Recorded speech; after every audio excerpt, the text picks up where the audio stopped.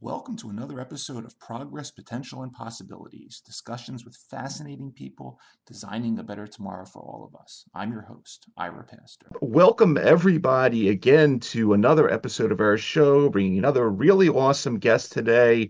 Today, we have the honor of being joined by Dr. Anthony Fauci, former director of the National Institute of Allergy and Infectious Diseases at the United States National Institutes of Health, a position that he held from 1984 to 2022, overseeing a really broad portfolio of both basic and applied research focused on preventing, treating, and diagnosing a range of established infectious diseases, including HIV, respiratory infections, diarrheal diseases, TB, malaria, as well as various emerging diseases, including Ebola, Zika, and COVID.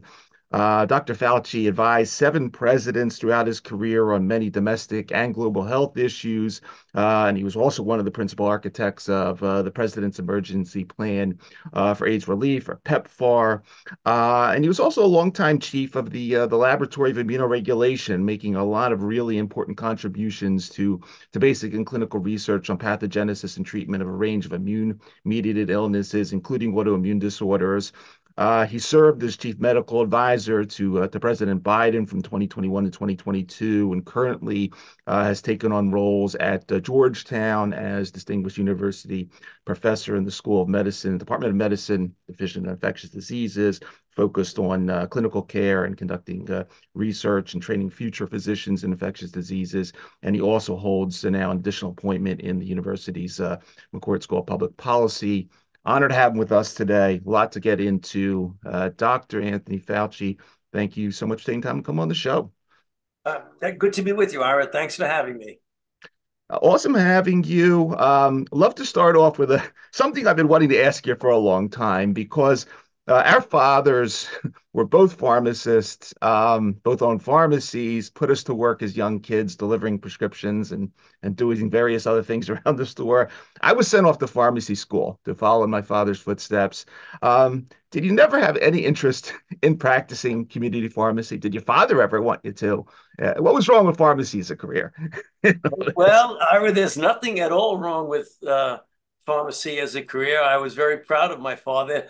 At the time that he owned the pharmacy was, decades and decades ago in the 1940s and 50s, when at that time, when you didn't have the corporations of pharmacies like CVS and Walgreens, the pharmacist in the neighborhood was kind of like a surrogate physician to people who either didn't have the resources to go to a doctor or who wasn't quite sure what the particular problem they had would warrant seeing a physician. The pharmacist would be kind of the doc for the neighborhood, both the psychiatrist as well as really a physician. So I was very proud of what he did in the neighborhood. It isn't that I didn't want to be a pharmacist, but I wasn't sure what I wanted to do until I went to high school and started realizing that I liked very much the combination of the humanities together with science, and being a physician seemed to fit that bill pretty well, giving you a touch of science at the same time as keeping you in close touch with people. Absolutely. Yeah, they called my father Doc as well, but they never called me that in the store. But anyway, you're extremely, obviously very well known for your work in infectious diseases. But before we go there, I want to go back to the 1970s, because it's in this era, where you make some rather seminal work in the area of autoimmune diseases. You publish a couple major papers in 1978 on the use of cyclophosphamide, a cancer drug from back in the day, for inducing remissions in the disease known as polyarteritis nodosa. That followed by a November paper that same year in the Annals of Internal Medicine on sort of vasculitis and the same topic. But you were doing repurposing, which is a topic that's become very hot in recent years. Entire companies are being set up around this concept now, onto the big pharma, the Ozempics of the world being developed for diabetes and repurposed into obesity and cardiovascular drugs now. Talk a little bit about this era, because I think it's extremely important, especially as we explore some of these, the pharmacopoeia for other purposes beyond what these drugs are originally created for. Yeah, Ira, I think it was a good example of that. When I started off in my clinical research career after my medical residency training and my fellowship, which was a combination fellowship in both infectious diseases and clinical immunology, I got interested in a group of diseases called the inflammatory vasculitides, or diseases of inflammation of blood vessels. One of them that I got very interested in was originally called Wegener's granulomatosis, which is now referred to as granulomatosis with polyangiitis. It had essentially 100% fatality. It was an inflammation of blood vessels with granulomas in the lung, the upper airway, and the kidneys, and literally close to, if not 100% mortality. So what we did is that we knew that it was inflammatory and immune mediated, but corticosteroids did not seem to induce a remission in these individuals. So the idea that we got, and that gets to what you were referring to as repurposing, is that we had a good relationship at the National Institute of Allergy and Infectious Diseases with our colleagues in the National Cancer Institute, who were using cytotoxic agents to induce remissions in lymphomas and leukemias and different cancers.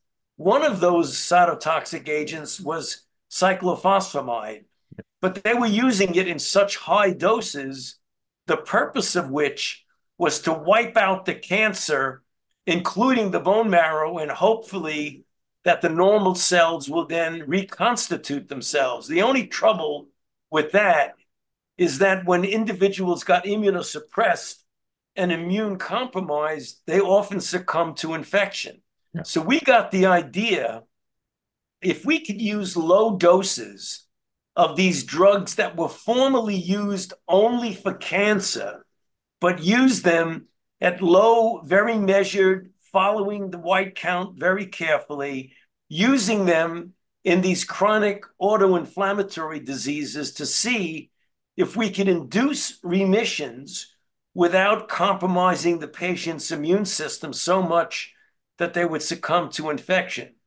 And fortunately, we were really quite successful. We were able to put these diseases that had a literal 100% fatality rate, we were getting 93% remissions merely by using a drug that was developed for another set of diseases, namely cancers, and using it at a measured low dose, following the patient carefully, and we wound up putting patients into remission with these inflammatory disease. So it was really, almost a conceptual breakthrough that you could use a drug that was originally described and developed for one disease and use it for another disease. Transition now, we got to the 80s. AIDS comes on the scene, HIV. You begin publishing on topics like Kaposi sarcoma, various opportunistic infections back in the early 80s. Clearly, we've come a long way. Here we are in 2024, had from Dr. Carl Diefenbach on the show a few months ago talking about all that's going on with HIV vaccine development, the folks that are doing the prep work, the pre-exposure prophylaxis, profile a little of the CCR Delta 32 stem cell transplants. We're on the precipice of something major here. I think, a lot of what I saw, one of the last sort of areas that you were focused on, it was in the area of combination anti-HIV antibodies. What do you hope for? What are you thinking about in terms of, obviously there's a lot of falls into this curative basket. Where are you hoping we go in 2024 and beyond? Because clearly we got a lot of great tools. We've taken, thanks to you and your group, a death sentence and turned it into an extremely livable condition. Where are we going 2024 and beyond with HIV? Well, the way the field is headed, Ira, is that, as you mentioned, we have spectacularly effective combinations of drugs that bring the level of virus in virtually everyone, with very few exceptions, down to below detectable, which not only saves the life of that individual and allows them to lead essentially almost a normal lifespan, but it also makes it virtually impossible for that person to transmit the virus to someone else. Now, with that as the good news, one of the concerns is that there is an attempt, understandably, to get people who are in that kind of a well-controlled remission, as it were, to not have to take daily antiretroviral therapies. So a number of approaches have been designed to see if you can get away from getting a person to have to take a pill or a couple of pills every single day. Now, there are several ways to do that. There are long-acting injectable drugs that you can give every couple of months, and probably when we perfect it, you can give it every 6 months, which is a big step in that direction of relieving a person of the burden of having to take a drug every day. Another approach is what you mentioned a moment ago, is to get a combination of monoclonal antibodies that are directed against various epitopes on the virus and infuse these antibodies, which if you mutate the antibody, you can get them to essentially hang around in the body for months and months. It's a mutation on the FC portion of the antibody, and perhaps give someone an infusion every 6 months, and that's all they need. They don't have to get an antiretroviral therapy. That's different than a cure.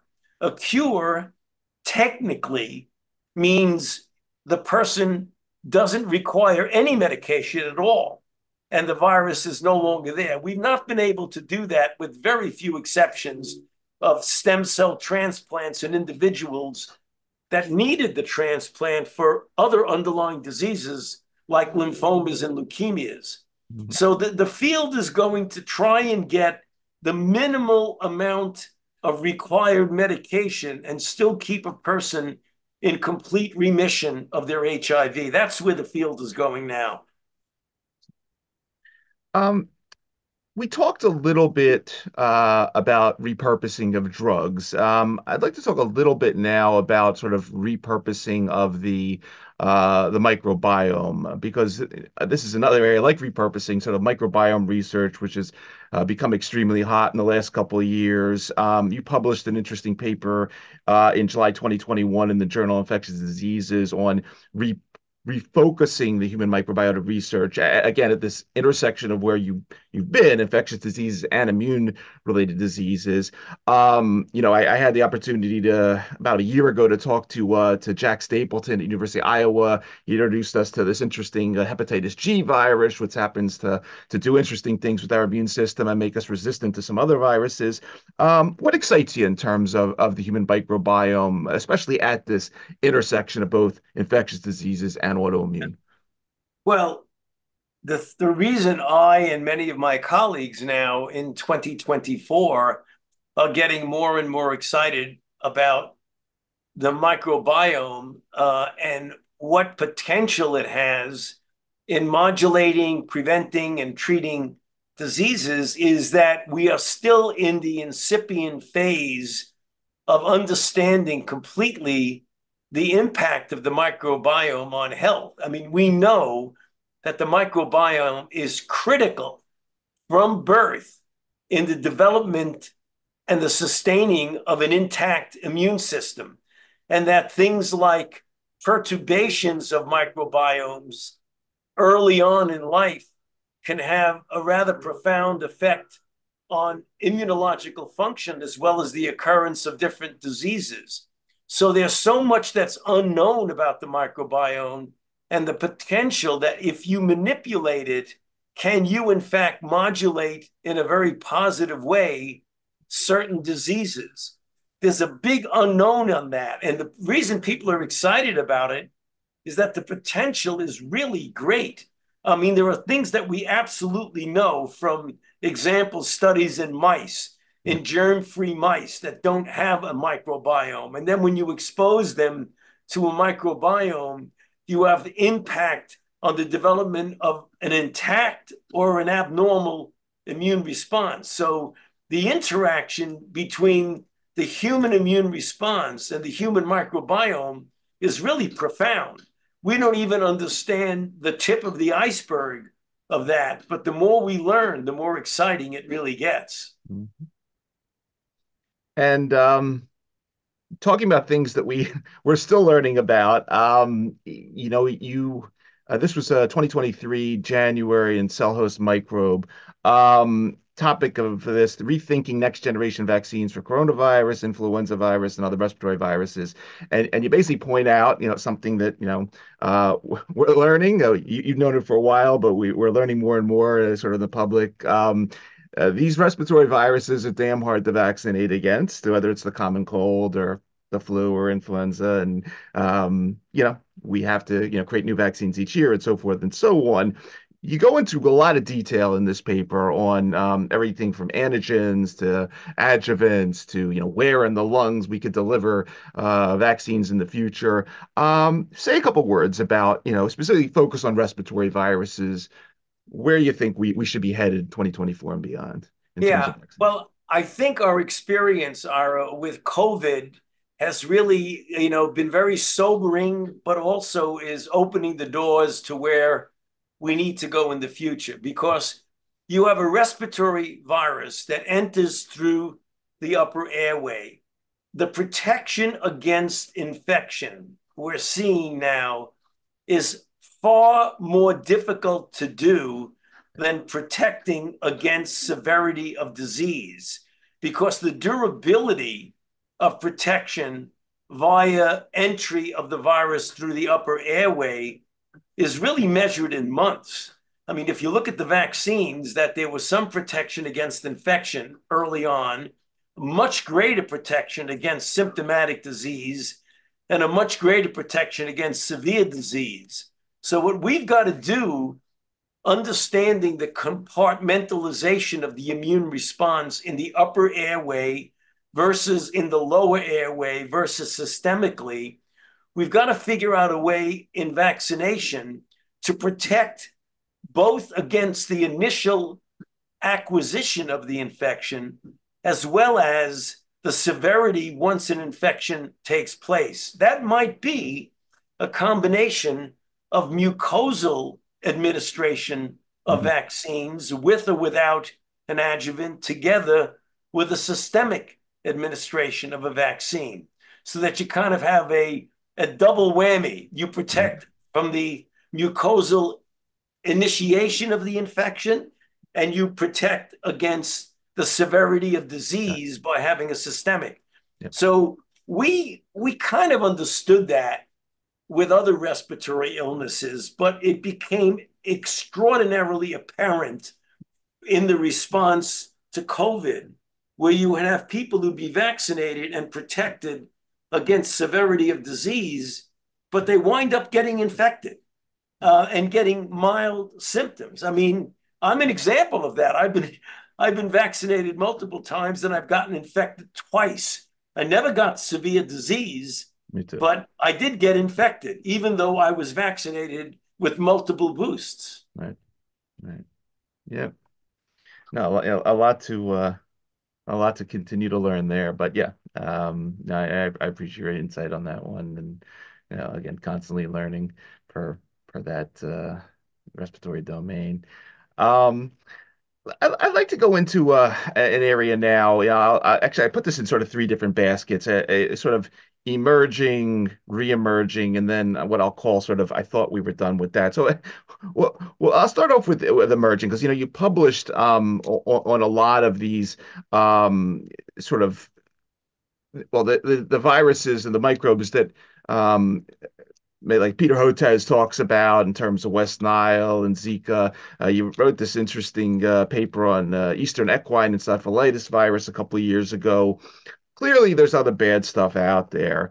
And, we've had chats about sort of the strategy for how we go about exploring the virus sphere in the future. There's some schools of thought that, hey, we need to know about everything that's out there, and whether it's penguins or platypus or hippopotamus or whatever, we got to know about every single virus happening. On the other hand, per sort of this One Health concept, if I have my farm in wherever Uganda, and there's my cattle, and the baboon comes along, and maybe it's more important to focus on some of those little One Health ecosystems sort of that are at the cusp of spillover. What are your thoughts on sort of 2024, where we should be going with regard to understanding the global virus sphere, and what direction should we be running in that path?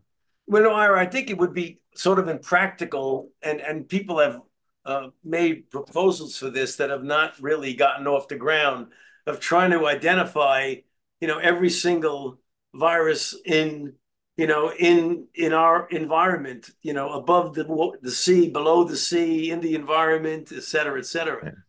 One of the approaches that has been taken now is the prototype pathogen approach, which some of my colleagues at NIAID, when I was director there, people like Barney Graham and others who were very heavily involved in the development of the COVID vaccine, have proposed an approach towards, if you look at the family of viruses. So let's just look at viruses for the sake of simplicity and clarity, as opposed to any potential pathogen. And if you look at the family of viruses, there are about 100 of them that can affect humans. There are about 20 to 30 of them that are the most risk of infecting humans. Of those, about 7 to 8 are at the highest risk: coronaviruses, filoviruses, flaviviruses, paramyxoviruses, et cetera. So one of the approaches is to start understanding, as a class or a family of viruses, all of the things that you need to do to help you to respond rapidly to an outbreak with one of the members of that family. So understand the immune response, animal models that can be used with any of a member of a family, the immune response, the vaccine platforms, the diagnostics, or what have you. I mean, an example of that, Ira, is we were able to respond very rapidly to the SARS-CoV-2 coronavirus because we've had years of experience with the common cold coronaviruses, the 4 common cold coronaviruses. In 2002, with SARS, the original SARS that went from a bat to a civet cat to a human and led to an outbreak of 8,000 cases with close to 800 deaths. Right. And then MERS that went from a bat to a camel to a human. So when you get experience with a particular family, and this family happened to be the coronaviruses, if we can learn a bit about the common denominators of these 7 or 8 or 9 families that are the most common, I think that's the way to go, rather than trying to identify every single virus in our atmosphere. Moving from emerging now to re-emerging, or what some might call sort of the pandemic that's in front of us that we're sort of really not paying attention to. And I'll lump together antimicrobial resistance here, as well as I'll put tuberculosis in this basket as well, because I know you're involved in the Lancet Commission per TB. But here we have a couple major problems. We're not creating new antibiotics. We haven't done it in a while, and the numbers with associated with AMR are pretty scary when it comes to a couple decades out. Same thing with TB. I mean, the fact that the BCG vaccine was created before penicillin existed, and our anti-tubercular drugs are from, I think, the 1940s. This is scary stuff. And I just, love to hear your thoughts. We talked to some of the folks like Carbex on how we can incentivize antibiotic production again in this country. Yeah. But where are we going? Where should we be going here? Well, it is a problem. You're absolutely correct in that. We've made some significant progress in tuberculosis. I mean, uh, you're right. If you turn back the clock a decade or so, there hadn't been a new anti-tuberculous drug in 40 years. And then over the last, several years, we've had bedaquiline, we've had pretaminid, and we had a bunch of others. So the antibiotics against multiple drug-resistant tuberculosis, there has been a considerable improvement, but it was a long time in coming, particularly for a disease like TB, which is one of the biggest killers in infectious diseases in the world. In fact, globally, if you look at deaths, it is one of the, if not the most important killer, particularly in low and middle income countries. The antimicrobial resistance for the common infections that you or I or anybody else in both developed and low and middle income countries get is really hindered almost from an economic standpoint, because you get a company that's going to have to invest hundreds of millions, if not billions of dollars to develop a new product, which isn't used a lot, in a 5 to 10 to 2 week course.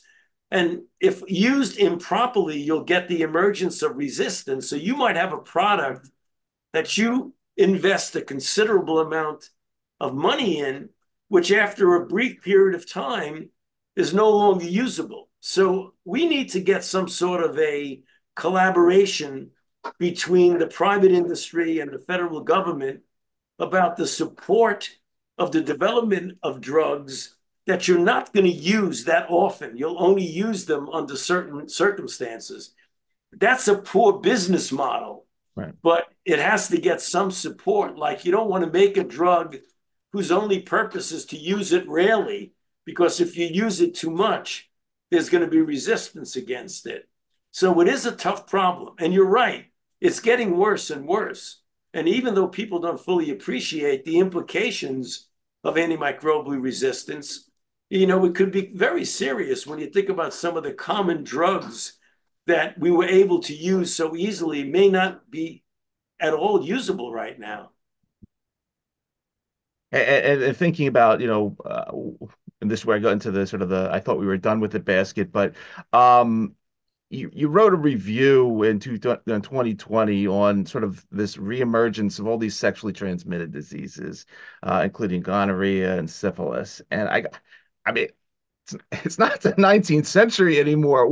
What's going on with a million new cases daily? I mean, have we forgotten? I mean, we're going to get into this theme of why we forget to invest in pandemics and so forth. But is there something happening, something that we're missing? Because I mean, I grew up in the mid 70s, early 80s, and my father told me, not the birds and the bees talk, but look, there's a disease out there that may kill you, so be careful. What's with STIs making this major roaring comeback? Well, there's so many reasons for the comeback of sexually transmitted diseases, sociological and otherwise. One of them, and it's not the only one, but one of them, for example, when you have a person who is sexually at risk of a sexually transmitted disease, and that person is either infected or on PrEP and doesn't have to worry about getting infected with HIV, but doesn't use the kind of protection that against syphilis or gonorrhea or chlamydia, you wind up having a somewhat paradoxical situation of being totally protected against HIV, but because you don't use a condom and because you don't do any precautions, you wind up getting infected with the other sexually transmitted diseases. That's a problem. Let's talk about another type of amnesia here, you recently wrote this piece entitled "What Keeps Me Up at Night: Science Translational Medicine" in October 2023. And if I could just briefly read from it, over and over, after time has passed from the appearance of an acute public health challenge, and after cases, hospitalizations, and death fall to an acceptable level, be it from influenza, HIV, or coronavirus outbreak. The transition from being reactive to the dwindling challenge to be durably and consistently prepared for the next challenge seems to fall flat. A couple of months ago, I had Ambassador Nkengasong on talking about PEPFAR, lamenting, I guess, some of what happened previous to that with sort of us forgetting about Ebola and Zika.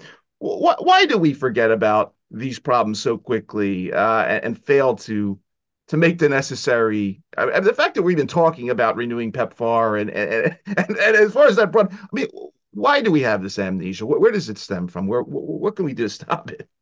Well, Ira, it's human nature. And human nature is that corporate memory is short-lived when the problem that you're facing appears to be behind you and there are other problems that are in front of you. You tend to focus on what the problem at hand is and rapidly forget. And I wrote about that in that paper, the short durability of corporate memory, which is so true that once you have a disease behind you or you perceive it's behind you, you focus on what the next problem ahead of you is, and you forget the lessons that you should have learned from the problem that you've just got. And it is just human nature. And I've seen it so many times at multiple levels. I mean, the same thing with the Congress. You get resources when you're in a crisis to respond. And then when the crisis is no longer there and you ask for resources to prepare for the next potential crisis, there's very little enthusiasm in putting those resources in because you're focusing on what the current real problem at hand is. Mm-hmm. Mm-hmm.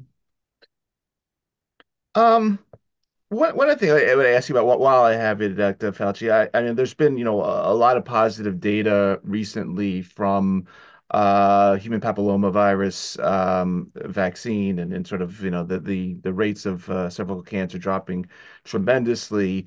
I wonder if you could just say a few words about some of these other, I know you wrote about Epstein-Barr in the past and sort of, the connection to sort of cancer prevention there. And I know there's new work that's happening also related to that virus and sort of dementia and some other CNS conditions. When I had Stan Plotkin on a little bit ago, he talked about cytomegalovirus and some of the immunosenescence and aging.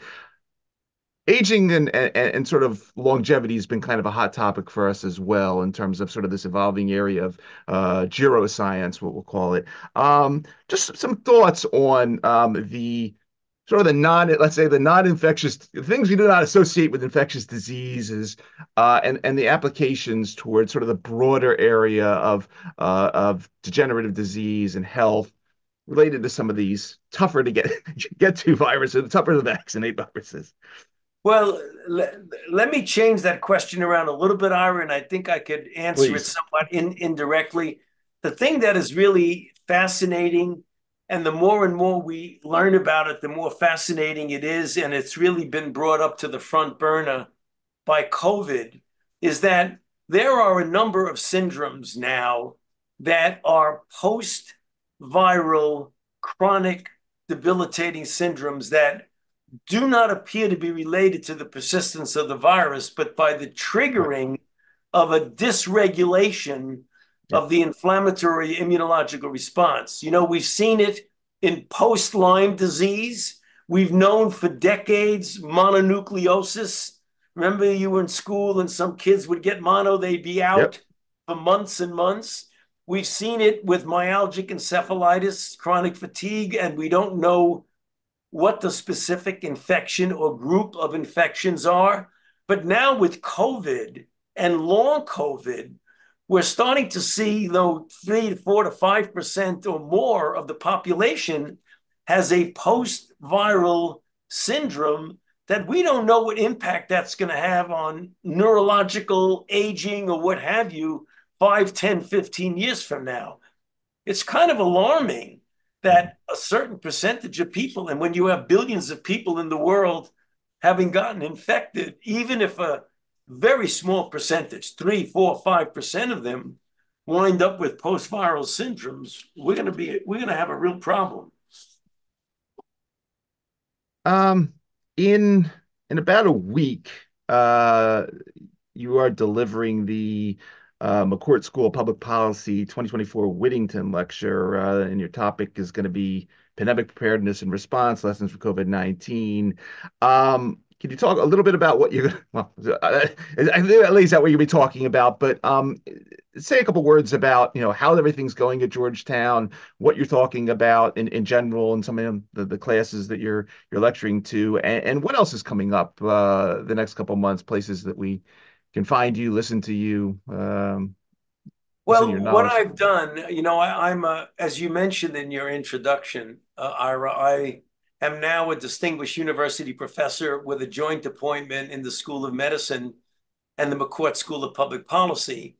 And I took that position because I really want to continue to pursue the interface between medicine science, particularly in the arena of infectious diseases, and policy. So what I'm doing in the school is I'm giving seminars, I'm giving formal lectures, I'm meeting individually with groups of students, talking about that interface between science, medicine, infectious diseases, and policy. The lecture that I'll be giving next month at the McCourt School of Public Policy is just what you said. It's entitled Pandemic Preparedness and Response, Lessons from COVID-19. And I'm going to go over some of the important lessons that I hope we will have learned and how that might prepare us for the next pandemic. And there are about 100 lessons, Ira, but I've picked out about 10 of them, of which 4 or 5 of them I'm going to focus on. I mean, for example, the whole issue of misinformation and disinformation Yeah. during a public health crisis. If there's anything that is detrimental to a proper and appropriate response to a public health crisis, is the spread deliberately of misinformation. And we have seen that, unfortunately, in a very, very strong way with COVID. I mean, some of the most ridiculous, fantastic conspiratorial things about vaccines and about drugs that have Yeah. really been very unfortunate. So those are some of the things I'm going to talk about. Excellent. One final question while we have you today. One of the areas, sort of moonshot topics that I've gotten to profile on the show has been the Bipartisan Commission on Biodefense, and had folks like former Senator Joe Lieberman on, and Congresswoman Donna Shalala, talking about this potential $100 billion program to, sort of like a PEPFAR, but for everything else that may be coming our way. Um, Congresswoman Shalala mentioned that she named her new dog Fauci. And I mean, I know at some point, I guess she was your boss when she was running HHS, but I have to ask how you felt about that. And Well, it's kind of funny. I mean, Donna Shalala is a really good friend of mine. As you mentioned, she was officially my upper boss yeah, when she was the secretary of HHS. But since then, we've continued a very strong friendship. When she was the president of the University of Miami, then she was a congressman from Miami, and she still is very active in the field of public policy. And I thought she would thought that would just be kind of a fun thing to do. She's really a great person, Donna. outstanding. Well, um, it was, it's really great, catching up with everything you're doing now. Obviously, an amazing 5 decades in biomedical research, and looking to stay in touch and continue to watch what you do next with everything that has been in your portfolio, and you continue to lecture on. Again, for everybody who is going to be listening to this particular episode of our show across the various podcast networks, or will be watching it on our YouTube channel. You've been spending time with Dr. Anthony Fauci, distinguished professor, Georgetown University, former director of National Institute of Allergy and Infectious Diseases. Dr. Fauci, again, thank you for taking the time out of your schedule to come talk to us and update us for a little bit. Obviously, thank you for what you've been doing. And as we like to say here on our show, thanks for creating a better tomorrow via the work you've been doing over the years. Really great story, and really appreciate you sharing it with us. Thank you so much, Ira. It's a great pleasure to be with you. I appreciate it. Take care. Bye. Bye.